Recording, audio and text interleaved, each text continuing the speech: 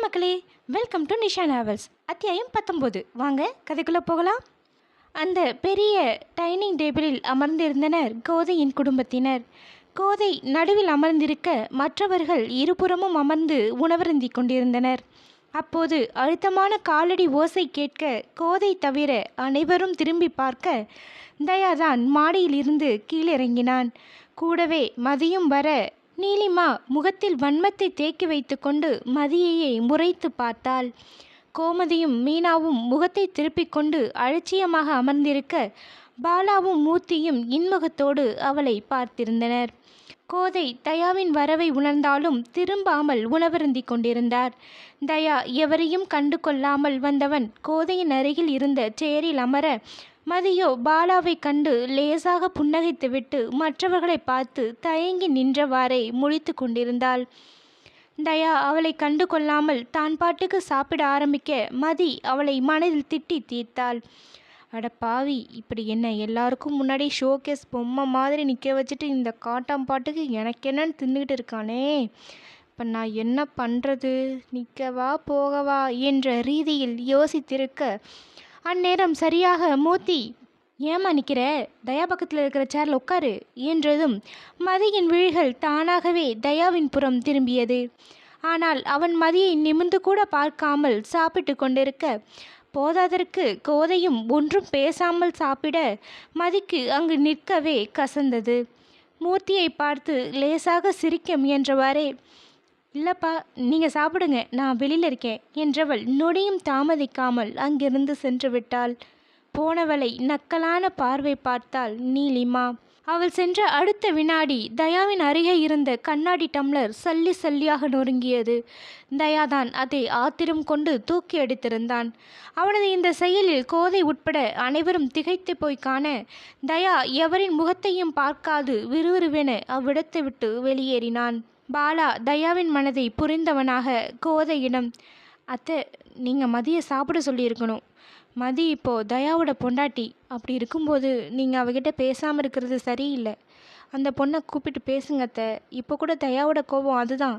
நீங்கள் அந்த பொண்ணுக்கிட்ட பேசுவீங்கன்னு தான் அவன் மதியை உட்காருன்னு கூட சொல்லாமல் இருந்தான். ஆனால் நீங்கள் என நிறுத்தியவன் மேற்கொண்டு பேசாமல் எழுந்து சென்றான். கோதை பாலாவின் ஒவ்வொரு வார்த்தையும் உள்வாங்கி கொண்டவர் அவன் மீது கோபம் கொள்ளவில்லை, மாறாக யோசிக்க ஆரம்பித்தார். மூர்த்தியும் கோதை யோசிப்பதை கண்டு எழுந்து சென்றுவிட அங்கிருந்த மீனாவின் குடும்பம் தட்டில் இருந்ததை காலி செய்துவிட்டே எழுந்து சென்றனர். தயா வேண்டுமென்றேதான் மதியை கண்டும் காணாமல் இருந்தான். ஒருவேளை தான் ஏதும் பேசாமல் இருந்தால் தன் தாய் அவளிடம் பேசக்கூடும் என்றெண்ணியே அவ்வாறு அமைதியாக இருந்தான். மூர்த்தி அவளிடம் பேசும்போது கூட மதியின் பார்வையை அவன் திரும்பி பார்க்காவிட்டாலும் உள்ளத்தால் உணர்ந்திருந்தான். இருப்பினும் கோதை பேசுவார் என நம்பிக்கை கொண்டான். தன்னிடம் தன் தாய் கோபமாக இருந்தாலும் வீட்டிற்கு வந்த பெண்ணிடம் பாராமுகமாக இருக்க மாட்டார் என முழுமையாக நம்பினான். ஆனால் அவன் நினைத்ததற்கு மாறாக கோதையின் செய்கை அவனுக்கு கோபத்தை வரவழைக்க மற்றும் மதியின் குரலில் உள்ள சங்கடம் அவனுக்கு பிடிக்காமலும் அங்கு அனைவரின் முன்னிலும் தன் அளவற்ற கோபத்தை காட்டிவிட்டு சென்றான். கோபத்தின் மிகுதியில் வெளியேறிய தயாவின் கண்கள் தேடியது என்னவோ அவனின் சில்வண்டைத்தான். மதி அங்கிருந்த பெஞ்சில் அமர்ந்து பூத்து குலுங்கி இருக்கும் அந்த ரோஜா பூக்களையே கண் சிமிட்டாமல் பார்த்திருந்தாள். தயாவுக்கு அவளின் இந்த தோற்றம் உள்ளுக்குள் ஏதோ செய்ய அவனது கால்கள் அவனின் அனுமதியின்றி தானாகவே அவளிடம் விரைந்தது. மதிக்கு ஏனோ மனம் உந்த திரும்பி பார்த்தாள். தயா வருவதை கண்டவளுக்கு இதுவரை மறைந்துவிட்ட கோபம் மீண்டும் தொற்றிக்கொள்ள அவனை தீயாய் முறைத்தாள். தயா அவளின் முறைப்பை அலட்சியம் செய்தவனாக சாவகாசமாக அவளருகே அமர்ந்து கால் மேல் கால் போட்டுக்கொண்டு ஒரு சிகரெட்டை எடுத்து பற்ற வைத்தான். அவன் அமர்ந்த அடுத்த நொடி மதி எழுந்து நின்றுவிட தயா அவளை புருவம் உயர்த்தி பார்த்தவன் நீண்ட புகையை வெளியிட அந்த புகைவாடை பிடிக்காமல் மதி தன் துப்பட்டாவால் முகத்தை மூடிக்கொண்டாள். பின் வந்த கோவத்தை அடக்க மாட்டாமல், ஏய் காட்டான், என்ன பண்ணுற நீ? சிகரெட் பிடிக்க உனக்கு வேற இடமே கிடைக்கலையா? நான் எங்கே போனாலும் ஏன் என்னையே துரத்தி டார்ச்சர் பண்ணுற? அதான் உள்ளே வச்சு என்னை அசிங்கப்படுத்திட்டியே. நான் பாட்டுக்கு ரூம்லேயே சாப்பிட்ருப்பேன். நீ தான் என்னை கீழே வம்படியே அழைச்சிட்டு வந்த. ஆனால் நான் அங்கே இருக்கிறதையே அப்படியே மறந்துட்டு நீ பாட்டுக்கு நல்லா கொட்டிக்கிட்டு இருந்த. அதெல்லாம் பத்தாதுன்னு இங்கேயும் வந்து தொல்லை பண்ணிக்கிட்டு இருக்க. என மேல்மூச்சு கீழ்மூச்சு வாங்க கத்திவிட்டு அந்த இடத்தை விட்டு நகரப்போக அவளை போக விடாது அவளின் கையை பிடித்திருந்தான் தயா. திடுக்கிட்ட மதி அவனை பார்க்க அவனது பார்வையோ எங்கே போ பார்க்கலாம் என்பது போல் நக்கலாக சொல்லியது. மதி அவனது அழுத்தமான பிடியிலிருந்து தன் கையை உருவிக்கொள்ள முயல பாவம் அவளால் அசைக்க கூட முடியவில்லை. ஏய் காட்டான், கையை விடு, கையை விடுன்னு சொல்கிறேன்ல என மீண்டும் மீண்டும் அவனிடமிருந்து போராட தயா அப்போதுதான் கவனித்தான் தன்னை அவள் காட்டான் என்றழைத்ததை. என்ன காட்டானா? யாரடி காட்டான்? என்னை பார்த்தா அப்படியே தெரியுது? காட்டா என்ன பண்ணுவான்னு உனக்கு காட்டவா என்று விட்டு எழுந்தவன் அவளை நெருங்க போக மதி வெடவெடத்து போய் நின்றிருந்தாள். அந்நேரம் சரியாக அண்ணி என்று அழைத்தபடியே வந்தான் நகுலன். தயா தன் தம்பி வருவதை கண்டு அவளது கையை விடுவித்திருக்க மதியோ அவனை முறைத்து கொண்டு நின்றாள். அண்ணி, நீங்கள் இங்கே இருக்கீங்களா என்றவன் தயாவை பார்த்து, அண்ணே உன்னை அப்பா கூப்பிட்டாங்க என்று சொல்ல தயா அவளை ஒரு பார்வை பார்த்துவிட்டு நகுலனிடம், நீ சாப்பிடும்போது இவளையும் அழைச்சிட்டு போ என்றவன் விறுவிறுவென சென்று விட்டான். அண்ணி, நீங்கள் இன்னும் சாப்பிட்லையா? வாங்க சாப்பிட்லாம் என்று கூறி முன்னடக்க, இல்லை எனக்கு பசிக்கலை, நீங்கள் போங்க என்று சொல்ல நகுல் அண்ணியாரே, கொஞ்ச நேரத்துக்கு முன்னாடி நடந்தது எல்லாத்தையும் மறந்துடுங்க. அண்ணன் காரணம் இல்லாமல் எதையும் செய்ய மாட்டா. அம்மா உங்ககிட்ட பேசணுன்னு தான் அப்படி நடந்துக்கிட்டாரு. ஆனால் நீங்கள் வெளியே போனதும் எங்கள் வீட்டு கண்ணாடி டம்ளர் ஒன்று பாவம் சில்லு சில்லாக நொறுங்கிடுச்சு என உச்சி கொட்டி பேச மதிக்கு அவனின் இந்த குறும்பு பேச்சு பிடித்து போனது. பதிலுக்கு இவளும் கண்களை சுருக்கி, ஓ கொழுந்தனாரே, அப்போ அந்த டம்ளர் பாவம்னா நான் பாவம் இல்லையா என்றதும் நகுல் வாய்விட்டு நகைத்தவன், நீங்கள் ரொம்பவே பாவம்தான், எங்கள் அண்ணங்கிட்ட மாட்டிக்கிட்டீங்களே என்று விட்டு சிரிக்க மதி பொய்யாக முறைத்து, ஹலோ கொழுந்தனாரே, ரொம்ப அண்ணன் புராணம் பாடாதீங்க, மாட்டினது நான் இல்லை உங்கள் அண்ணன் தான், அதுவும் என்கிட்ட என இல்லாத காலரை தூக்கிவிட நகுலுக்கு மதியை ரொம்பவே பிடித்து போனது.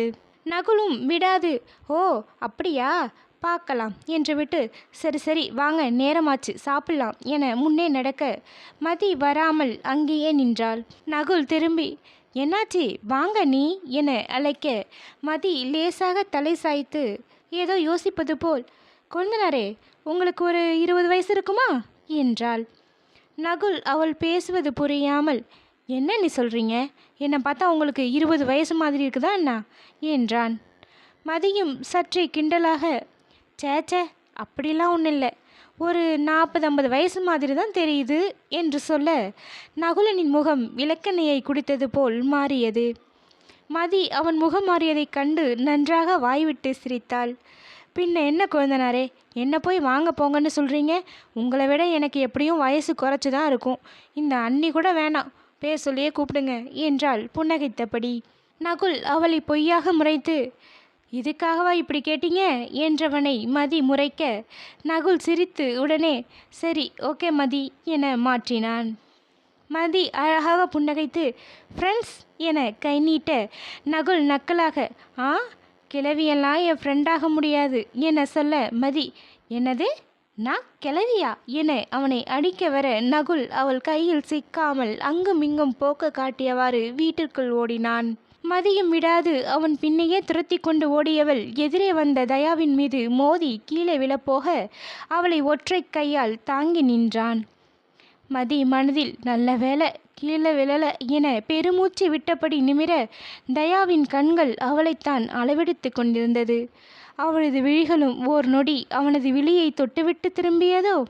பின் தன்னிலை பெற்றவளாக அவனிடமிருந்து விலக தயா, இதென்ன பிளே கிரவுண்டா விளையாடிட்டுருக்க என திட்டியவன் திரும்பி நகுலை பார்த்து, சாப்பிட்டு முடிச்சதும் இவளை அப்பா கிட்ட அழைச்சிட்டு போ என்றவன் மதியை ஒரு பார்வை பார்த்துவிட்டு போனான். மதி நகுல் அருகே உட்கார்ந்து சாப்பிட ஆரம்பிக்க, என்ன அண்ணன் ஏதோ திட்டின மாதிரி இருந்துச்சு என நகுல் கிண்டலாக கேட்க, உங்கள் நொண்ணனுக்கு என்னை திட்டலைன்னா தூக்கம் வராதே, எப்படி கொழுந்தனாரே இந்த லூஸை வீட்டில் வச்சுருக்கீங்க, நான் உங்களை துரத்திட்டு வரேன் அதை போய் விளையாடுறேன்னு சொல்லிட்டு போகிறாரு, அவர் மட்டும்தான் அப்படியா இல்லை வீட்டில் உள்ள எல்லாரும் என சொல்லும் போதே நகுலின் பார்வை அவளை தாண்டி செல்ல மதி, ஏன் பின்னால் என்ன இருக்கு என அவளும் திரும்ப அங்கே நின்ற தயாவை கண்டு இவளது கண்கள் அசைவின்றி நின்றது. நகுல் நல்ல பிள்ளை போல் அண்ணி சாப்பிட்டு வாங்க என்று விட்டு செல்ல மதி அட பாவி கொழுந்து என்ன இப்படி அம்போன்னு விட்டுட்டு போறியே என மனதில் நினைத்தவாறே தயாவை பார்த்து அசட்டு சிரிப்பு ஒன்றை சிரிக்க தயா அவளின் மன ஓட்டத்தை படித்தவன் பொங்கி வந்த சிரிப்பை வாய்க்குள்ளேயே அடக்கி கொண்டு வெளியில் இறுக்கமாக இருந்தான். இல்லை காட்டா என்றவள் சட்டென நாக்கை கடித்து அது சார் என்று இழுக்க அவன் முகத்தில் எதையும் காட்டாமல் இருந்தான். அது சார் நான் சும்மா ஜாலியாக பேசிட்டு இருந்தேன் என கேவலமான சிரிப்புடன் சமாளிக்க தயா நக்கலாக எது என்ன லூசுன்னு சொல்கிறது உனக்கு ஜாலியா? மதியின் தலை முதலில் ஆமாம் என்பது போல் அசைந்து பிறகு இல்லை இல்லை என்பது போல் அசைந்தது.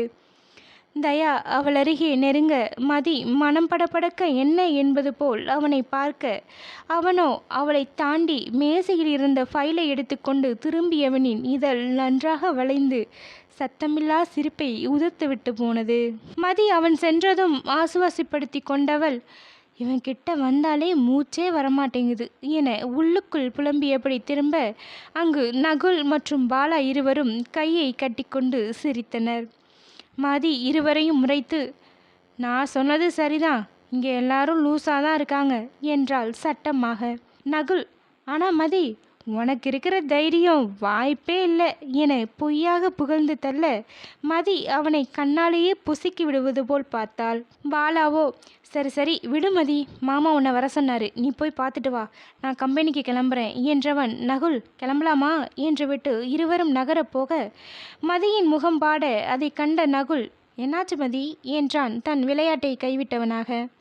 நீங்கள் 2 பேரும் போயிட்டா இங்கே நான் என தயங்க பாலா புரிந்து கொண்டு ஏய் மதிமா இது உன் வீடு, உனக்கு பிடிச்ச மாதிரி இரு, அத்தை சீக்கிரமாகவே உங்ககிட்ட பேசுவாங்க, மற்றவங்க பற்றியெல்லாம் நீ யோசிக்காத சரியா என அவளின் தலையை வாஞ்சியாக வருடிவிட நகுல் ஆமாம் மதி அண்ணனும் சீக்கிரம் வந்துடுவான், எதை நினச்சும் நீ பயப்பட தேவையில்லை என்று விட்டு சென்றார்கள். காரில் ஏறும் முன் பாலா டேய் நகுல் உங்கள் அண்ணன் சீக்கிரம் வந்துடுவான்னு எதை வச்சுட்டா மதிக்கிட்ட சொன்னேன் என மிக தீவிரமாக தன் சந்தேகத்தை கேட்க நகுல் அட என்ன பாலா தான் இந்த சிம்பிள் லாஜிக் கூட தெரியாமல் இருக்கீங்க, என்னத்தை நீங்கள் கல்யாணம் பண்ணி குழந்தை பெற்று என கிண்டலாக பேச பாலா அவனை வெகுவாக முறைத்து தள்ளினான். நகுல் சற்று அடக்கி வாசித்தவனாக பின்ன என்னத்தான் கல்யாணம் ஆக்கி பொண்டாட்டி வீட்டுக்கு வந்துட்டா எவன் தான் வேலையை கட்டிக்கிட்டு அழுவான், சீக்கிரமாக வந்து தானே ஆகணும் என சொல்லி கண்ணடிக்க பாலா அவனை ஒரு மாதிரி பார்த்து நீ லண்டனுக்கு படிக்க தானே போன என்றான் நக்கலாக. அட என்னத்தான் இவ்வளவு செலவு பண்ணி ஃபாரினுக்கு படிக்க மட்டுமா போவாங்க என சாதாரணமாக சொல்லி காரில் ஏற பாலா திகைத்து போய் நின்றான். டேய் நகுல் என்னடா என்னென்னவோ சொல்கிற என பாலா கலக்கத்தோடு கேட்க நகுல் சத்தம் போட்டு சிரித்தவன் அத்தான் எத்தனை படம் பார்க்குறோம், இதை கற்றுக்க லண்டன் தான் போகணுமா என்ன, சும்மா அப்படி மதிக்கிட்ட சொல்லி வச்சேன், ஆனால் நீ கேட்குறதெல்லாம் பார்த்தா எனக்கு என்னவோ நீ உன் பொண்டாட்டி கையால் தினமும் அடி வாங்குவேன்னு நினைக்கிறேன் என சொல்லி சிரிக்க பாலா அவனை முறைத்து அது நடக்கிறப்ப பார்க்கலாம் என அந்த பேச்சுக்கு முற்றுப்புள்ளி வைத்தான். மதி அந்த பெரிய அறைக்கதவை திறந்து கொண்டு சார் என மிக மெதுவாக அழைக்க உள்ளமாமா என்ற குரலில் சற்று தயக்கத்துடனே அறைக்குள் சென்றாள். அங்கு அருணாச்சலம் மட்டுமல்லாமல் கோதையும் உடனிருந்தார். உள்ளே வந்த மதி என்ன பேசுவது என தெரியாமல் இருவரையும் பார்த்து லேசாக புன்னகைக்க முயன்றாள். அருணாச்சலம் தன் மருமகளை பார்த்ததும் சந்தோஷம் அடைந்தவராக என்னம்மா சாப்பிட்டியா, உனக்கு இங்கே பிடிச்சிருக்கா, இது உன்னோட வீடு, உனக்கு எப்படி பிடிக்குதோ அப்படியே இரு என அவர் பேசிக்கொண்டே போக மதிக்கும் அவரை பிடித்துவிட அவருக்கு புன்னகை முகமாகவே பதில் சொல்லி கொண்டிருந்தாள். இடையிடையே அவரை சிரிக்க வைக்கவும் மறக்கவில்லை அவள். அவர்கள் பேசிக்கொண்டிருக்க கோதை மதியின் முகத்தையே ஆழ்ந்து பார்த்திருந்தார். ஏதோ ஒன்று என்னவோ ஒன்று அவளிடம் இருப்பது போல் கோதைக்கு மனமெல்லாம் அடித்து கொண்டது. ஆனால் இன்னதென கண்டறிய முடியாமல் அவளையே விழியகலாமல் பார்த்தபடி இருந்தார். ஆகச்சிறந்த பெண் தொழிலதிபர் என்ற பெயரை எடுத்த கோதை அவளின் முழு பெயரை கேட்டிருந்தால் வானத்துக்கும் பூமிக்கும் குதித்திருப்பாரோ? அடுத்த பதிவில் சந்திப்போம். நன்றி.